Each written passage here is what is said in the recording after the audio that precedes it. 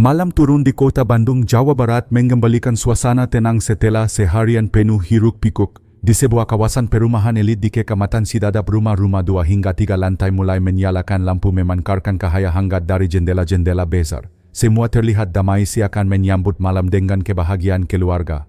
Namun ketenangan itu mendadak pekar pada pukul 20.30 malam tanggal 29 Mei 2018. Sebuah jeritan memilukan penuh ketakutan dan keputusasaan menggema di udara. Jeritan itu berasal dari sebuah rumah mewah berlantai 2 milik Budi Santoso, seorang direktur muda sukses di bidang logistik. Tak lama kemudian pintu rumah terbuka lebar. Dari dalam Ratna Dewi, istri Budi berusia 32 tahun, keluar dengan rambut kusut, wajah basah, air mata berlari seperti orang kehilangan akal. Ia berteriak-teriak histeris, "Tolong suamiku, suamiku!" Kenapa ini? Para tetangga yang mendengar teriakan itu bergegas keluar. Mereka mengikuti Ratna yang berlari ke lantai 2 rumah tersebut. Saat pintu kamar mandi didobrak, pemandangan mengerikan terbentang di hadapan semua orang. Budi Santoso, pria 36 tahun bertubuh tegap, tergeletak tak bergerak di lantai kamar mandi berlapis keramik dingin. Tubuhnya masih basah kuyup, hanya terbungkus handuk tipis. Air dari shower masih mengalir deras membasahi lantai. Beberapa tetangga pria segera memutus arus listrik utama lalu mencoba melakukan pertolongan pertama. Namun semua usaha itu sia-sia. Tubuh Budi sudah lemas, tak ada tanda-tanda kehidupan. 10 menit kemudian ambulans 118 bersama aparat kepolisian Polsek Sidadap tiba. Tim medis hanya bisa menggelengkan kepala. Budi Santoso telah meninggal dunia. Kesimpulan awal, kematian karena tersengat listrik saat mandi. Kasus yang sebenarnya tidak jarang. Namun karena korban adalah pengusaha ternama di Bandung, kasus itu langsung dilaporkan ke Polda Jawa Barat untuk penyelidikan lebih lanjut. Malam itu juga Kompol Agus Wirawan, seorang perwira reserse berpengalaman, ditunjuk sebagai ketua tim penyelidikan. Rumah Budi segera dipasangi garis polisi. Suasana duka menyelimuti. Ratna Dewi tampak lemas menangis tak henti-henti dibawa masuk ke kamar oleh kerabat untuk ditenangkan. Di sudut ruang tamu, Andi Santoso, putra mereka yang baru berusia 6 tahun, hanya duduk diam di kursi kecil. Ia tidak menangis, hanya menatap kosong dengan mata bulat penuh ketakutan. Kompol Agus memberi isyarat agar tim forensik memulai pemeriksaan. Kamar mandi yang modern dan rapi itu diperiksa detail. Budi tergeletak terlentang tanpa tanda perlawanan. Hanya ada luka bakar samar di bahu kanan, seolah tersengat listrik dari shower. Namun sesuatu terasa aneh. Perhatian penyidik tertuju pada pemanas air listrik water heater merek ternama yang terpasang rapi. Seorang ahli kelistrikan dari Puslab Fort Polri didatangkan untuk memeriksa. Hampir 1 jam kemudian sang ahli melapor dengan wajah heran, "Pak Kompol, sistem listrik rumah ini sempurna. Semua kabel standar ada, grounding, sambungan aman, dan alat pengaman arus LCB berfungsi normal. Dengan sistem Siman ini hampir mustahil ada orang sehat bisa tewas karena kesetrum, kecuali ada campur tangan manusia." Ungkapan itu mengejutkan semua orang. Dugaan kecelakaan berubah menjadi kemungkinan sebuah pembunuhan yang dirancang. Kompol Agus menarik napas panjang. Ia memutuskan malam itu juga harus memeriksa Ratna Dewi, istri korban. Di ruang tamu yang sudah dipenuhi aroma dupa dan isak tangis keluarga, Ratna Dewi duduk bersandar di kursi. Matanya sembab, rambutnya masih akak-akakan. Seorang perawat mencoba menenangkannya dengan segelas air hangat. Namun tubuhnya bergetar setiap kali ia teringat suaminya yang kini terbujur kaku di kamar mandi. Kompol Agus Wirawan masuk dengan langkah tenang. Ia tahu dalam kondisi seperti ini pendekatan harus hati-hati. Ia duduk di seberang Ratna menatap dengan penuh empati. "Bu Ratna, saya turut berduka cita atas meninggalnya Pak Budi," ungkap Agus dengan suara rendah. "Tapi karena kasus ini menyangkut kematian tidak wajar, saya perlu mendengar langsung dari ibu bagaimana kejadiannya malam ini." Ratna menghela napas menahan tangisnya. Dengan suara terputus-putus ia berkata, "Malam itu sekitar jam 8 lewat sedikit suami saya bilang merasa kapek sekali karena seharian ada pertemuan bisnis. Dia bilang mau mandi dulu lalu langsung tidur. Saya waktu itu ada di dapur menyiapkan susu untuk Andi. Sekitar 20 menit kemudian saya dengar suara keras seperti orang jatuh. Saya langsung lari ke atas dan saya lihat dia sudah tergeletak di lantai kamar mandi. Ia menutup wajahnya dengan kedua tangan terseduh-seduh. Saya panik, saya hanya bisa berteriak minta tolong. Saya tidak tahu harus bagaimana." Kompol Agus mengangguk pelan. Cerita Ratna terdengar masuk akal, tapi ada sesuatu yang masih mengganjal. Ia melanjutkan pertanyaannya, "Bu, hari ini ada tamu lain yang datang ke rumah, tukang listrik, tukang servis atau kurir barang?" Ratna menggeleng cepat. "Tidak ada Pak, seharian saya hanya di rumah bersama Andi. Sore suami saya pulang kerja dan tidak ada orang lain masuk." Kompol Agus mencatat jawaban itu. Namun sorot matanya tetap penuh tanda tanya. Pengalaman panjangnya membuat ia tahu keterangan yang terlalu rapi justru sering menyimpan sesuatu. Sementara itu di ruang lain tim forensik masih bekerja. Mereka memeriksa jejak air di lantai, posisi kabel, bahkan memotret setiap detail. Semua terasa janggal. Agus bangkit berjalan sebentar menuju ruang tamu. Matanya tertuju pada sosok kecil yang duduk di pojok ruangan. Andi Santoso Boka, 6 tahun, putra Budi dan Ratna. Anak itu memeluk erat sebuah robot mainan plastik, wajahnya pucat dan matanya kosong. Agus mendekat perlahan, berjongkok agar sejajar dengan mata sang Boka. Dengan suara lembut ia berkata, "Halo Andi, nama saya Agus. Saya teman ayahmu. Kamu tidak perlu takut.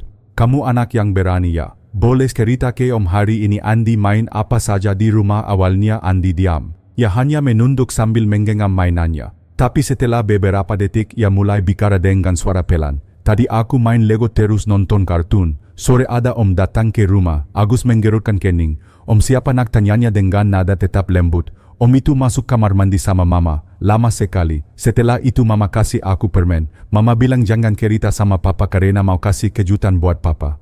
Jantung kompol Agus berdetak kencang. Kata-kata polos itu membuat suasana ruangan seakan membeku. Ia menatap ke arah timnya memberi isyarat agar mencatat setiap detail. Tiba-tiba benang merah mulai tampak. Ada pria asing yang masuk rumah sebelum kejadian. Ada kemungkinan besar dialah yang menyentuh sistem pemanas air.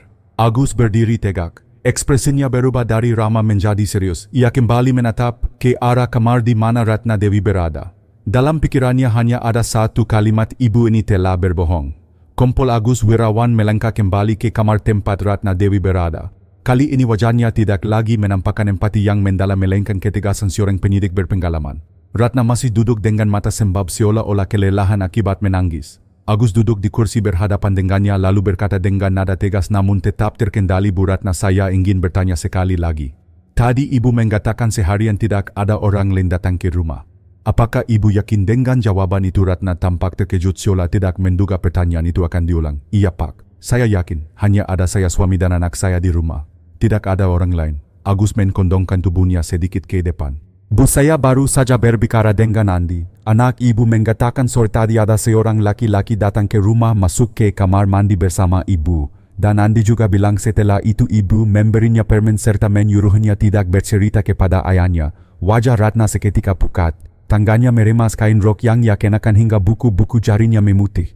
Beberapa detik ia tidak mampu bersuara. Lalu dengan terbata-bata ia mencoba tersenyum kaku. "Itu benar, ada tukang datang sebentar. Saya lupa menyebutkan tadi. Saya panggil tukang karena pemanas air agak lambat mengeluarkan panas. Dia hanya periksa sebentar lalu pergi. Tidak ada apa-apa Pak. Saya panik tadi jadi lupa menyebutkan."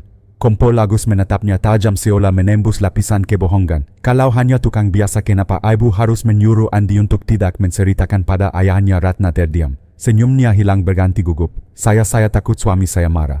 Dia orangnya terlalu hati-hati, kalau tahu ada masalah dengan listrik pasti langsung minta ganti baru. Itu kan mahal. Saya hanya ingin hemat." Tangis pura-pura kembali ia gunakan sebagai tameng. Air mata mengalir di pipinya. "Saya tidak punya maksud lain Pak. Tolong jangan salah paham." Agus berdiri perlahan. "Baik Bu, keterangan Ibu sudah dikatat. Tapi saya perlu ingatkan setiap kebohongan hanya akan memperberat keadaan." Ia meninggalkan ruangan dengan langkah mantap sementara Ratna terkulai di kursinya, wajahnya penuh ketegangan. Rapat darurat di Polda malam itu juga di markas Polda Jawa Barat. Sebuah rapat darurat digelar. Kompol Agus memimpin jalannya pembahasan bersama tim penyidik. Rekan-rekan dari hasil pemeriksaan teknis water heater berfungsi normal, tidak ada kerusakan. Artinya kematian korban tidak mungkin murni kecelakaan. Selain itu keterangan saksi anak korban berbeda dengan pernyataan istrinya. Kita harus anggap ini kasus pembunuhan terencana. Para penyidik mengangguk serius. Agus melanjutkan, "Kita punya dua fokus utama. Pertama, mengungkap siapa laki-laki yang datang ke rumah sore tadi. Kedua, menggali motif Ratna Dewi. Kita tidak boleh lengah. Kasus ini jelas lebih kompleks dari yang terlihat." Seorang penyidik senior mengusulkan, "Bagaimana kalau kita lakak bengkel listrik dan jasa servis di sekitar Sidadap, tanyakan apakah ada teknisi yang dipanggil Ratna." Agus mengangguk. "Setuju. Besok pagi tim dibagi menjadi beberapa kelompok. Kita telusuri semua tukang listrik di Bandung. Sekecil apapun informasi bisa jadi kunci." Benih kecurigaan usai rapat, Agus kembali menatap berkas singkat yang sudah terkumpul, data korban, profil keluarga serta keterangan awal saksi. Dari catatan awal, Budi Santoso dikenal sebagai pria pekerja keras, sukses dan disegani di lingkungannya. Namun hubungan rumah tangga dengan Ratna belakangan dikabarkan renggang. Agus menutup berkas menghela napas panjang. Ia tahu sebuah kebenaran besar sedang bersembunyi di balik air mata seorang wanita. Dan tugasnya adalah menyingkap tabir itu satu persatu meski harus menghadapi permainan penuh tipu daya. Malam kian larut namun penyelidikan baru saja dimulai. Tim penyidik Polda Jawa Barat menyebar ke berbagai wilayah Bandung sejak pagi. Mereka menanyakan kepada pemilik toko listrik, bengkel servis hingga tukang-tukang kecil yang biasa mangkal di pinggir jalan. Semua jawaban sama, tidak ada yang pernah dipanggil ke rumah Ratna Dewi pada tanggal 29 Mei. Kesimpulan jelas cerita tentang tukang servis hanyalah kebohongan. Ada sosok lain yang ia sembunyikan. Penyidik kemudian bergerak ke lingkungan sekitar perumahan Sidadap. Beberapa tetangga mengginggat melihat seorang pria asing masuk ke rumah Budi sore hari sebelum tragedi. Kiri-kirinya tinggi sekitar 170 cm, kulit sawo matang, memakai jaket hitam. Satpam komplek juga membenarkan tetapi mengira pria itu adalah kerabat keluarga. Potongan puzzle semakin jelas, sosok misterius itu nyata adanya. Di sisi lain, tim lain menemukan fakta mengejutkan. Setahun sebelumnya Budi Santoso membeli polis asuransi jiwa bernilai sangat besar. Jika meninggal karena kecelakaan, ahli waris akan menerima 14 miliar rupiah. Ahli waris tunggal tercatat atas nama Ratna Dewi. Motif kuat kini terlihat jelas: uang asuransi. Rapat malam hari berlangsung tegang. Kompol Agus menuliskan 3 poin penting di papan skenario kecelakaan tidak logis. Keterangan anak menunjukkan ada pria asing bersama Ratna dan polis asuransi bernilai miliaran. Semua menggarap pada kesimpulan bahwa kematian Budi adalah rekayasa. Yang belum terjawab hanyalah identitas pria asing tersebut. Sementara itu di ruangannya Ratna duduk termenung. Ia berpura-pura lemah di hadapan polisi tetapi pikirannya terus dipenuhi bayangan seorang pria. Namanya Joko Prasetyo, teknisi listrik yang pernah ia kenal. Hubungan mereka bukan sekadar klien dan tukang, melainkan perselingkuhan yang penuh rahasia. Ratna sadar cepat atau lambat nama itu akan terungkap. Saat itu terjadi sandiwara dengan air mata akan runtuh. Bandung tampak tenang malam itu, namun di balik ketenangan kota rahasia kelam semakin dekat untuk terkuak. Penyelidikan hari berikutnya difokuskan pada identitas pria misterius. Tim dibagi ke beberapa sektor menyusuri catatan teknisi listrik dan kontraktor kecil di Bandung. Setelah 2 hari sebuah nama mulai menkuat: Joko Prasetyo. 36 tahun, teknisi listrik yang dikenal memiliki keahlian tetapi juga reputasi buruk karena terlilit utang akibat judi. Beberapa saksi di warung kopi dekat kawasan Sukajadi mengenali foto Ratna Dewi yang diperlihatkan polisi. Mereka menyatakan pernah melihat Ratna duduk bersama seorang pria yang sesuai ciri-ciri Joko berbicara akrab seakan pasangan kekasih. Kompol Agus segera memerintahkan pelacakan lebih dalam. Data telepon genggam Ratna diperiksa oleh tim siber.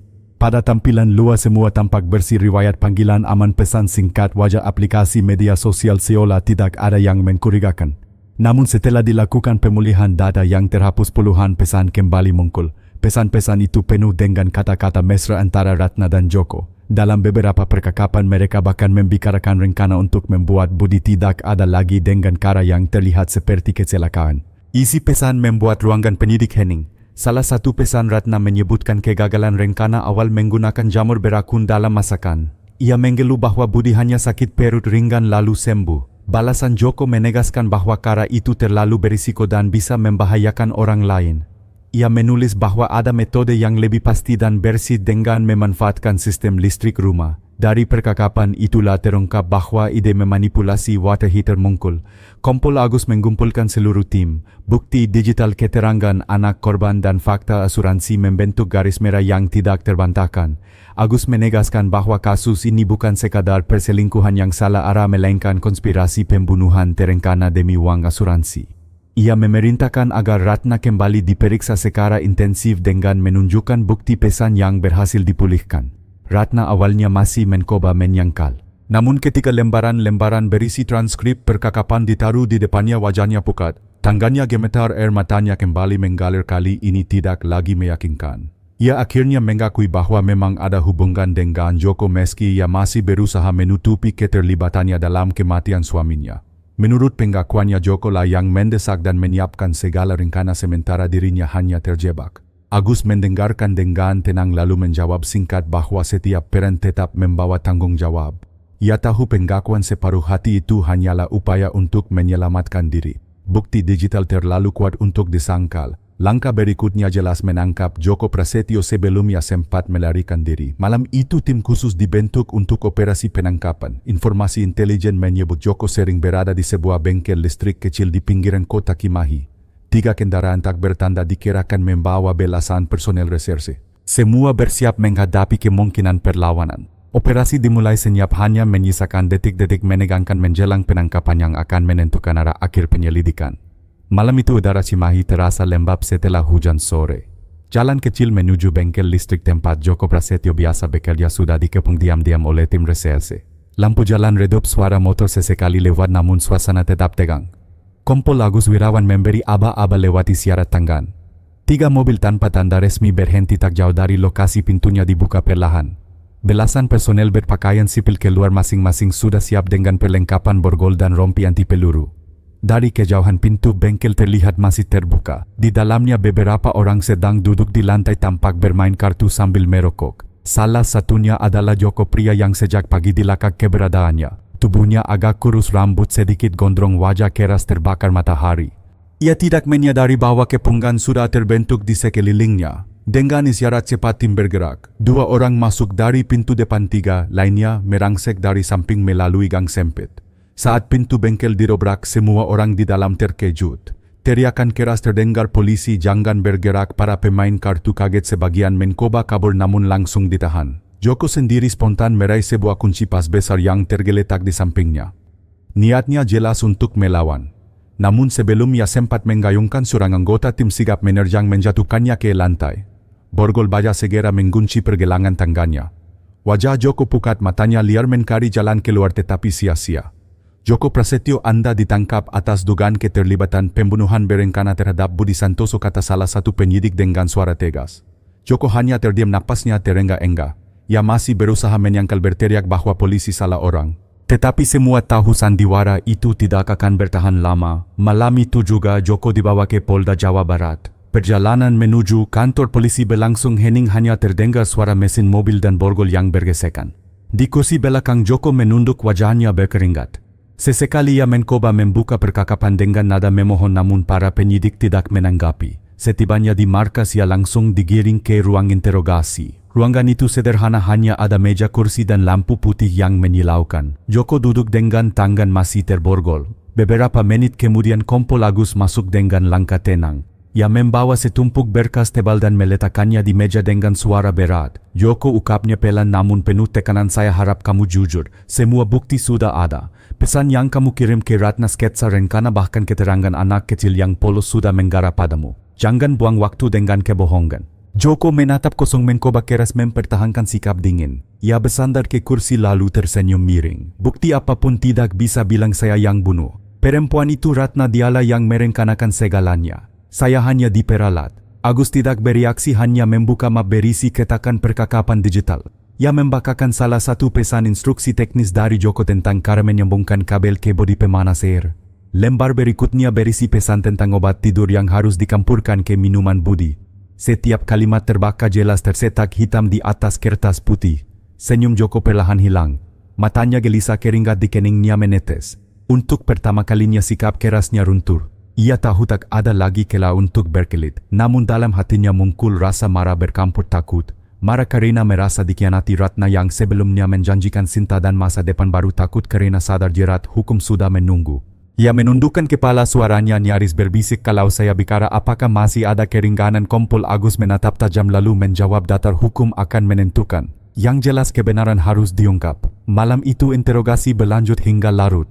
Sedikit demi sedikit kebohongan Joko mulai runtuh.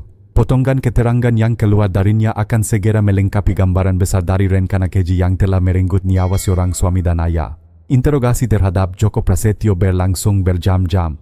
Awalnya ia tetap bersikeras menolak semua tuduhan, tetapi semakin banyak bukti yang ditunjukkan semakin goyah sikapnya.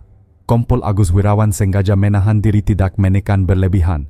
Ia tahu strategi terbaik adalah membuat Joko berbicara dengan sendirinya. Kertas-kertas berisi transkrip pesan kembali diletakkan di atas meja.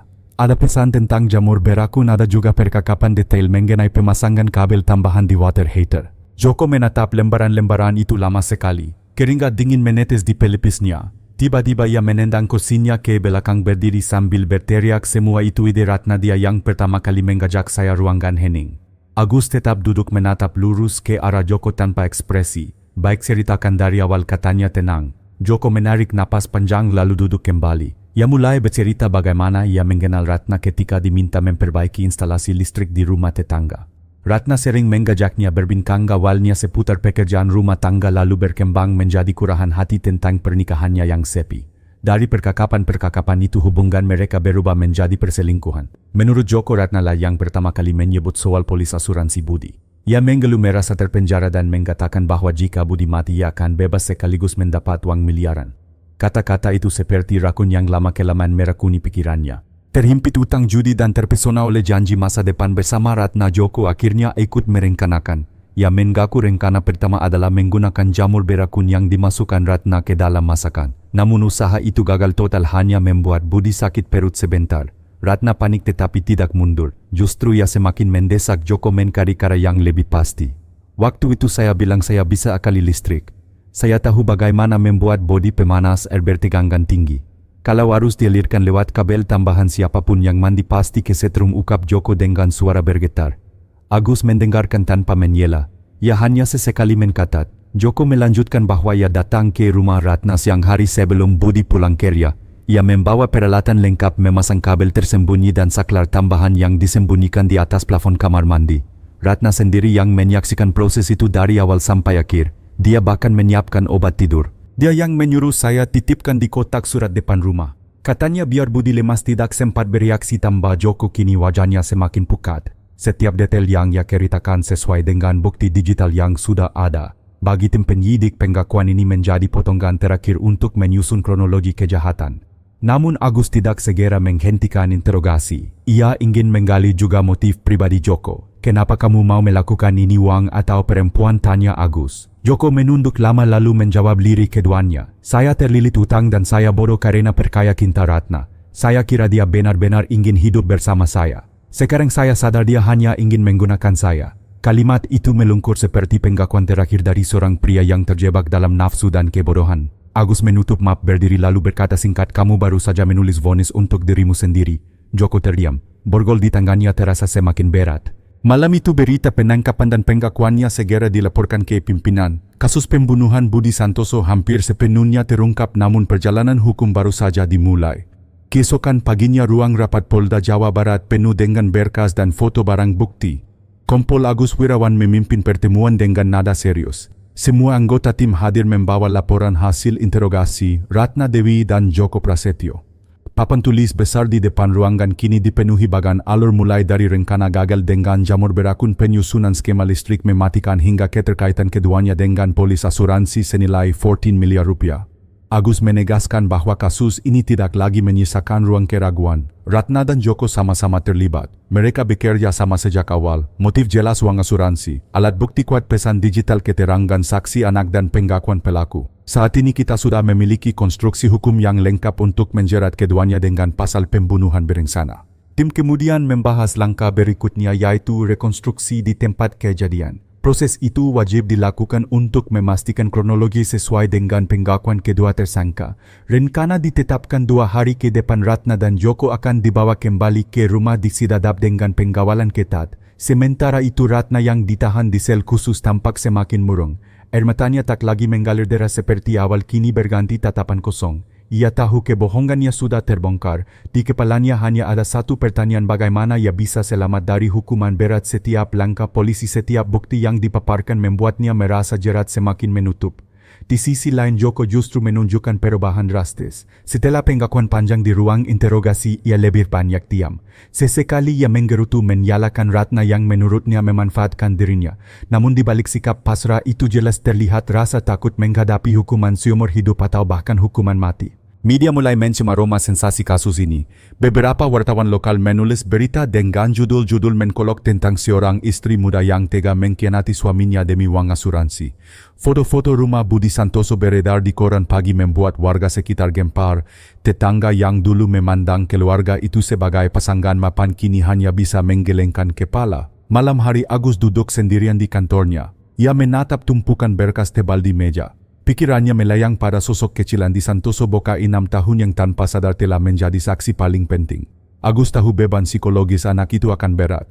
Ia meminta tim perlindungan anak bekerja sama dengan psikolog agar Andi tidak tenggelam dalam trauma. Keadilan harus ditegakkan batinnya, tapi jangan sampai anak itu kehilangan harapan hidup. Semua persiapan untuk rekonstruksi sudah matang. Surat perintah resmi ditandatangani, personel tambahan disiagakan. Jalan menuju perumahan Siradap dipastikan aman. Besok 2 orang yang dulu menyembunyikan cinta terlarang dan menyusun rencana keji akan berdiri kembali di rumah yang sama, kali ini bukan sebagai pasangan rahasia melainkan sebagai tersangka pembunuhan. Pagi itu kawasan perumahan elit Siradap dijaga ketat. Polisi memasang garis kuning, warga hanya bisa menyaksikan dari kejauhan dengan rasa penasaran bercampur geram. 2 kendaraan taktis berhenti di depan rumah Budi Santoso. Dari dalam keluar Ratna Dewi dan Joko Prasetyo dengan tangan terborgol dikawal petugas bersenjata lengkap. Wajah Ratna tertutup kerudung tipis, matanya sembab. Joko menunduk langkahnya berat seakan tahu dirinya tak lagi punya ruang untuk berkelit. Rekonstruksi dimulai. Tim penyidik memisahkan keduanya agar tidak saling memengaruhi keterangan. Pertama giliran Joko, dengan wajah kaku yang menunjukkan bagaimana ia masuk ke rumah melalui pintu belakang pada siang hari sebelum kejadian. Ia menirukan kembali langkah-langkahnya, membuka kotak peralatan, memanjat kursi, melepas plafon, lalu memasang kabel tambahan ke bodi pemanas air. Gerakan tangannya, cekatan tubuhnya mengingat jelas setiap detail. Petugas forensik mengcatat kamera dokumentasi merekam tanpa henti. Selanjutnya Joko menunjukkan tempat ia menyembunyikan saklar tambahan di balik plafon. Ia menjelaskan cara kerja rangkaian listrik mematikan itu dengan istilah sederhana. Semua orang yang hadir merasakan bulu kuduk meremang, menyadari betapa berbahayanya jebakan itu jika benar-benar aktif. Setelah usai Joko kembali dibawa ke mobil tahanan, wajahnya tetap dingin meski tatapan warga yang menyaksikan penuh kebencian. Giliran Ratna tiba, begitu digiring masuk ke rumah tubuhnya gemetar. Tangannya berusaha menutupi wajah dari sorotan kamera wartawan yang mengabadikan setiap langkah. Di dapur ia diminta memperagakan cara mencampurkan obat penenang ke dalam minuman suaminya. Gelas diganti dengan peralatan simulasi, tetapi Ratna tetap goyah. Suaranya bergetar ketika menjelaskan bahwa minuman itu diberikan kepada Budi sebelum ia mandi. Setelah itu ia diarahkan ke kamar mandi. Dengan langkah ragu ia memperagakan bagaimana ia menunggu di dapur hingga mendengar suara keras dari lantai atas. Ia lalu mencontohkan bagaimana ia memanjat kursi, menekan saklar rahasia untuk memutus arus, lalu turun kembali dan berpura-pura panik berteriak minta tolong. Air mata jatuh saat ia menirukan adegan itu, namun tangisannya kali ini terdengar lebih seperti ketakutan ketimbang kesedihan. Di halaman rumah keluarga besar Budi Santoso ikut menyaksikan rekonstruksi. Ayah dan kakaknya berdiri kaku, wajah mereka tegang menahan amarah. Mereka melihat langsung bagaimana menantu yang dulu mereka percaya memperagakan kembali tindakan yang merenggut nyawa anak dan saudara mereka. Beberapa kerabat perempuan menangis sementara warga sekitar berbisik-bisik dengan nada murka. Proses rekonstruksi berlangsung hingga siang. Semua adegan dipastikan sesuai dengan pengakuan dan bukti yang ada. Tim penyidik menyatakan bahwa kronologi sudah lengkap dan konsisten. Ratna dan Joko digiring kembali ke mobil tahanan, kali ini diringi teriakan warga yang tak kuasa menyembunyikan rasa muak. Pengkhianat kejam, teriak seseorang dari kerumunan. Kompol Agus menutup rekonstruksi dengan pernyataan singkat. Hari ini kita sudah melihat sendiri bagaimana kebenaran terungkap. Semua akan dibawa ke meja hukum. Tidak ada kejahatan yang sempurna, sekecil apapun jejaknya pasti meninggalkan bukti. Ketika rombongan polisi meninggalkan lokasi, suasana rumah Budi Santoso kembali hening. Namun bayangkan peristiwa yang diperagakan hari itu akan terus memberes di benak setiap orang yang menyaksikan. Rumah yang dulu menjadi lambang keberhasilan kini berubah menjadi saksi bisu dari pengkhianatan, keserakahan dan tragedi yang mengguncang banyak hati. Beberapa hari setelah rekonstruksi, suasana Polda Jawa Barat dipenuhi aktivitas penyusunan berkas perkara. Semua laporan lapangan, hasil forensik hingga transkrip digital ditata rapi menjadi satu bundel tebal. Kompol Agus Wirawan memimpin tim untuk memastikan tidak ada celah yang bisa dimanfaatkan oleh pihak pembela. Setiap detail diperiksa berulang kali, mulai dari hasil uji laboratorium kelistrikan hingga analisis obat penenang yang ditemukan di darah Budi Santoso. Di ruang tahanan, Ratna Dewi semakin terlihat rapuh. Ia jarang berbicara dengan sesama tahanan, lebih sering duduk termenung memeluk lutut.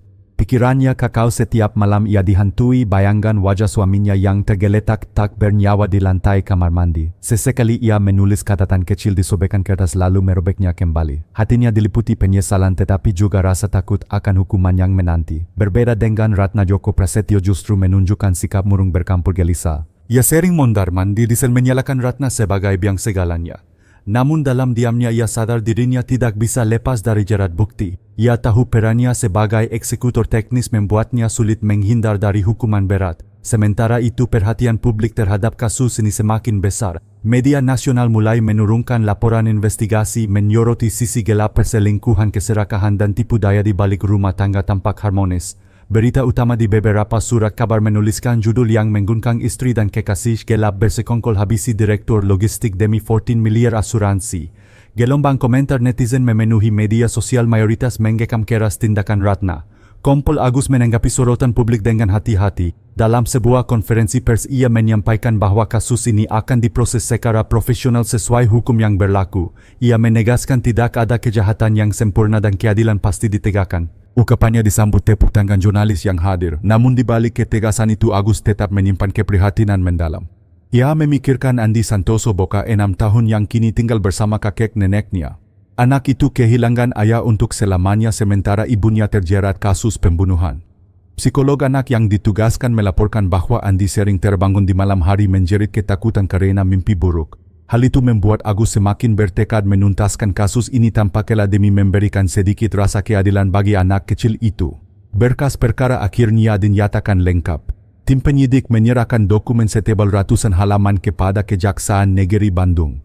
Dalam dokumen itu pasal pembunuhan berencana dikantumkan dengan ancaman hukuman mati bagi Ratna Dewi sebagai otak kejahatan dan hukuman seumur hidup bagi Joko Prasetyo sebagai pelaksana. Ketika dibawa keluar dari ruang tahanan untuk diserahkan ke jaksa, Ratna kembali menangis. Kali ini bukan pura-pura. Tangisnya peka di depan kamera wartawan, suaranya lirih, "Saya menyesal, saya kilaf," namun publik yang menyaksikan hanya merespons dengan sinis. Tidak ada lagi simpati bagi seorang istri yang tega mengkhianati suaminya sendiri. Mobil tahanan bergerak meninggalkan halaman Polda. Di dalamnya Ratna menunduk sementara Joko menatap kosong ke luar jendela. Keduanya kini resmi menjadi terdakwa menunggu proses persidangan yang akan menentukan nasib akhir mereka. Jalan panjang menuju ruang pengadilan sudah terbuka dan setiap langkah berikutnya akan semakin berat tanpa ada jalan kembali. Sidang perdana kasus pembunuhan Budi Santoso digelar di Pengadilan Negeri Bandung. Ruang sidang dipenuhi wartawan, pengamat hukum dan warga yang penasaran. Pengamanan diperketat, aparat kepolisian berjaga di setiap sudut. Di bangku terdakwa Ratna Dewi duduk dengan wajah pucat, kerudung menutupi sebagian besar wajahnya. Di sebelahnya Joko Prasetyo tampak tegang, matanya menatap kosong ke depan. Jaksa penuntut umum membacakan dakwaan panjang. Disebutkan bahwa Ratna dan Joko dengan sadar menyusun rencana pembunuhan berencana mulai dari perkobaian merekuni dengan jamur hingga eksekusi dengan jebakan listrik. Jaksa menegaskan bahwa motif utama adalah uang asuransi jiwa senilai 14 miliar rupiah. Suara jaksa bergema di ruangan, setiap detail kronologi membuat hadirin bergidik. Ketika giliran pembela kuasa hukum Ratna mencoba memutarbalikkan keadaan, mereka menyatakan bahwa Ratna hanyalah korban manipulasi Joko, seorang wanita lemah yang terjerat bujuk rayu. Ratna sendiri menangis di kursi terdakwa menunduk sambil sesekali menyeka air mata. Namun ekspresi itu tampak hambar bagi banyak orang yang sudah mengetahui bukti-bukti kuat terhadapnya. Sementara itu kuasa hukum Joko menuduh Ratna sebagai otak utama. Mereka mengatakan Joko hanyalah teknisi yang terjebak janji palsu cinta dan harta. Dalam pembelaannya Joko menoleh ke arah Ratna dengan tatapan penuh kebencian seolah ingin menyalahkan semuanya kepada perempuan itu. Hakim ketua menghentikan perdebatan dengan palu kayu. Ia menegaskan bahwa sidang ini akan mengutamakan fakta dan bukti, bukan drama air mata. Hakim kemudian memanggil saksi pertama, seorang ahli forensik yang memeriksa instalasi listrik rumah korban. Ahli itu menjelaskan secara rinci bahwa sistem listrik awalnya aman dan tidak mungkin menimbulkan senggatan mematikan tanpa adanya modifikasi. Penjelasan ilmiah itu semakin menguatkan tuduhan rekayasa pembunuhan. Sidang berlanjut dengan menghadirkan saksi kedua, seorang staf perusahaan asuransi. Ia membenarkan adanya polis besar atas nama Budi Santoso dengan Ratna sebagai penerima manfaat tunggal. Keterangan ini memikul riuh kecil di ruang sidang. Sebagian hadirin berbisik penuh geram. Namun momen paling mengharukan datang ketika saksi terakhir, Andi Santoso, dihadirkan dengan pendamping psikolog.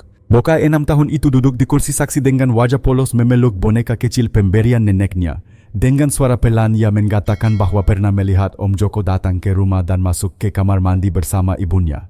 Ia juga mengaku diberi permen serta diminta tidak bercerita pada ayahnya. Suasana ruang sidang hening.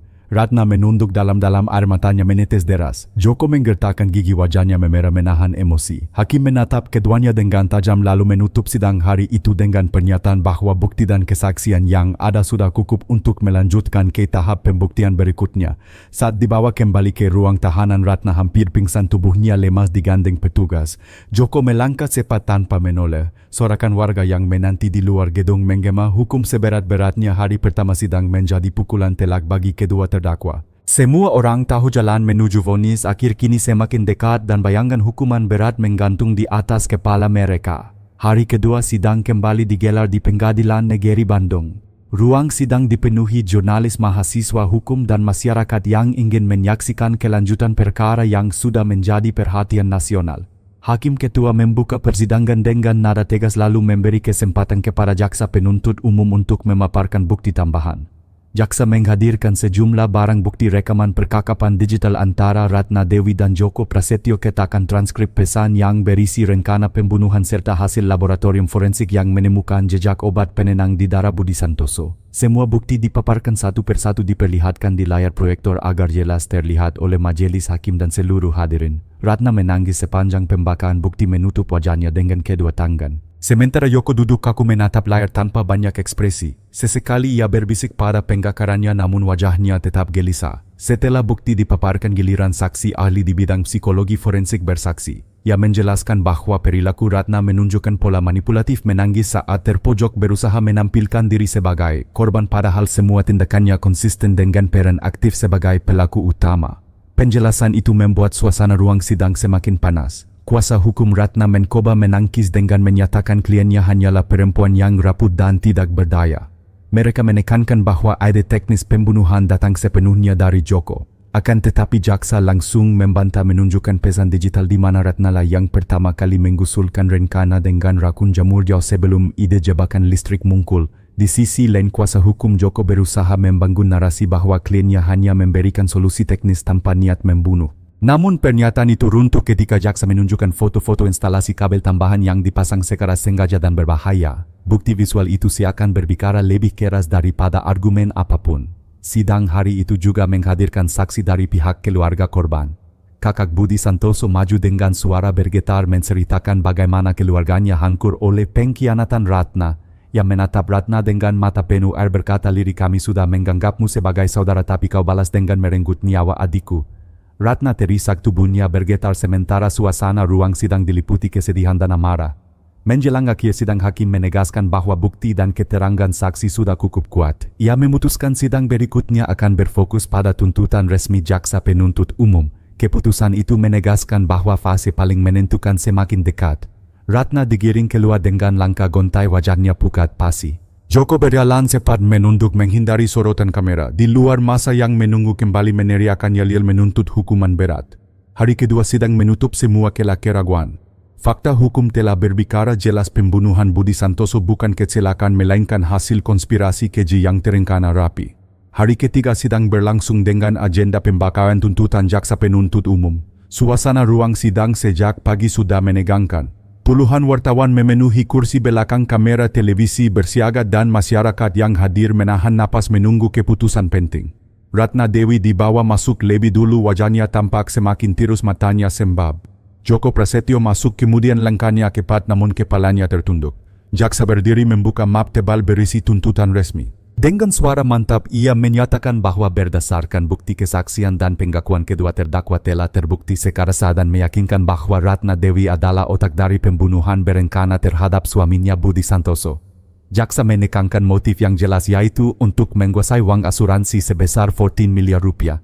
Jaksa kemudian membacakan pasal yang digunakan, pasal pembunuhan berencana dengan ancaman hukuman mati. Ratna disebut tidak hanya merencanakan tetapi juga berusaha melaksanakan dua kali, pertama dengan rakun jamur dan kedua dengan jebakan listrik yang akhirnya merenggut nyawa korban. Atas dasar itu kami menuntut terdakwa Ratna Dewi dengan hukuman mati, ukap jaksa lantang. Suasana ruang sidang sontak riuh. Beberapa orang bersorak, sebagian lain terdiam kaget. Ratna menjerit histeris, tubuhnya goyah hingga harus ditopang petugas. Air matanya mengalir deras, bibirnya bergetar mengungkapkan kata-kata tak jelas memohon ampun. Namun hakim segera menenangkan ruangan dan memerintahkan sidang dilanjutkan. Giliran Joko Prasetyo, jaksa menyatakan bahwa meskipun bukan otak utama Joko berperan sebagai eksekutor teknis yang memungkinkan rencana berjalan, ia dengan sadar menggunakan keahliannya untuk memasang kabel tambahan dan menyembunyikan saklar rahasia. Perannya dinilai vital dalam keberhasilan pembunuhan. Atas dasar itu jaksa menuntut Joko dengan hukuman penjara seumur hidup. Joko menunduk wajahnya kaku. Sesekali ia menggeleng bibirnya berbisik bahwa semua salah Ratna, namun suaranya tenggelam oleh riuh bisik-bisik hadirin. Kuasa hukumnya mencatat kepat bersiap menyusun pledoi. Hakim menutup persidangan hari itu dengan keputusan bahwa sidang berikutnya akan mendengarkan pembelaan dari pihak terdakwa. Palu diketuk 3 kali menandai berakhirnya sidang. Ratna masih menangis keras ketika digiring keluar sementara Joko melangkah cepat tanpa menoleh. Di luar gedung massa yang menunggu menyambut dengan teriakan lantang. Hukum mati pengkhianat penjarakan seumur hidup eksekutor. Suasana semakin panas hingga polisi harus membentuk barikade untuk menahan kerumunan. Hari itu menjadi babak baru dalam drama pengadilan yang penuh intrik. Tuntutan resmi sudah dibacakan dan nasib dua terdakwa kini berada di ujung tanduk. Sidang selanjutnya akan menentukan apakah ada sekerka pembelaan atau justru pintu menuju vonis akhir yang semakin menutup rapat. Hari terakhir persidangan kasus pembunuhan Budi Santoso digelar dengan agenda vonis majelis hakim. Sejak pagi suasana di Pengadilan Negeri Bandung begitu mencekam.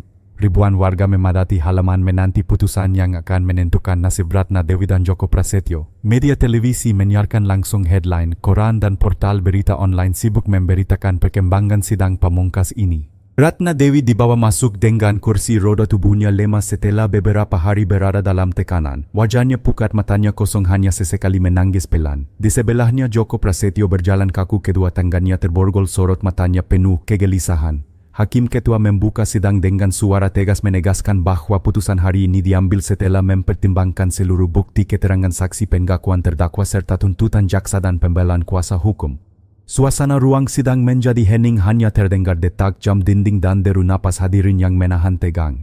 Hakim pertama membacakan pertimbangan hukum. Disebutkan bahwa Ratna terbukti menjadi inisiator menyusun rencana sejak awal, mulai dari percobaan rakun jamur hingga jebakan listrik.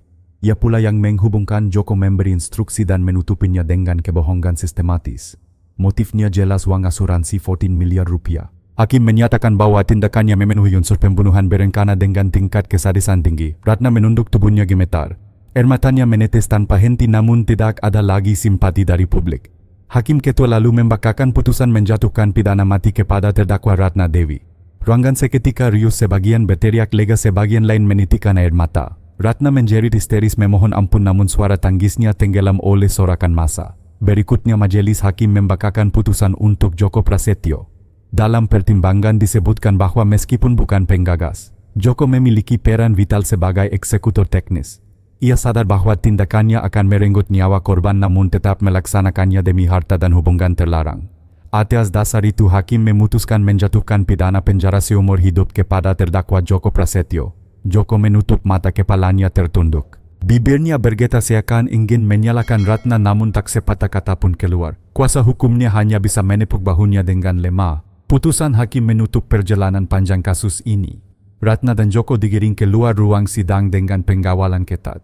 Ratna meronta-ronta menjerit bahwa dirinya hanyalah korban cinta buta, sedangkan Joko melangkah gontai, wajahnya kehilangan semua harapan. Di luar gedung ribuan warga menyambut putusan dengan sorakan keras. Keadilan ditegakkan, teriak mereka. Beberapa keluarga korban menangis memeluk satu sama lain. Anak kecil Andi Santoso yang menjadi saksi kunci dipeluk erat oleh neneknya terlindung dari sorotan kamera. Kasus ini menorehkan luka mendalam bagi banyak orang. Budi Santoso, seorang ayah dan suami, kehilangan nyawa karena pengkhianatan orang terdekatnya. Ratna Dewi kehilangan segalanya, cinta, kebebasan, bahkan nyawa yang kelak harus dipertaruhkan di hadapan regu tembak. Joko Prasetyo kehilangan masa depannya, terjebak di balik jeruji besi hingga akhir hayat. Dan yang paling tragis, seorang anak kecil kehilangan kedua orang tuanya sekaligus tumbuh dengan trauma yang tak akan pernah hilang. Vonis ini menjadi penutup resmi drama hukum yang menyedot perhatian seluruh negeri. Hakim menutup sidang dengan ketukan palu 3 kali. Sidang selesai. Dengan itu layar hukum ditutup, tetapi luka batin bagi keluarga korban akan terus membekas. Kisah tragis ini mengingatkan kita bahwa keserakahan dan pengkhianatan hanya akan membawa kehancuran. Uang memang penting, tetapi ketika cinta buta dan ambisi materi menguasai hati seseorang, bisa kehilangan arah hingga rela mengorbankan keluarga sendiri. Pada akhirnya kebenaran akan selalu terungkap sekecil apapun usaha pelaku untuk menutupi jejak. Dari kasus ini kita belajar jangan pernah membiarkan keinginan sesaat merusak nilai kemanusiaan dan moral. Kebahagiaan sejati tidak bisa dibeli dengan uang, melainkan dibangun lewat kejujuran, kasih sayang dan saling menghargai dalam keluarga. Setiap tindakan memiliki konsekuensi. Apapun yang dilakukan dengan niat jahat cepat atau lambat akan kembali menghantam pelakunya. Karena itu kita harus selalu menanamkan integritas, kesetiaan dan tanggung jawab dalam setiap hubungan. Kalau Anda merasa cerita ini penuh makna dan bisa menjadi pengingat bagi kita semua, jangan lupa tekan tombol like, subscribe dan bagikan video ini agar lebih banyak orang yang bisa mengambil pelajaran. Tulis di kolom komentar menurut kamu pelajaran terbesar apa dari kasus ini. Saya akan baca setiap komentar dari kalian. Tetap dukung channel ini agar kita bisa terus menghadirkan kisah-kisah penuh makna yang menggugah hati.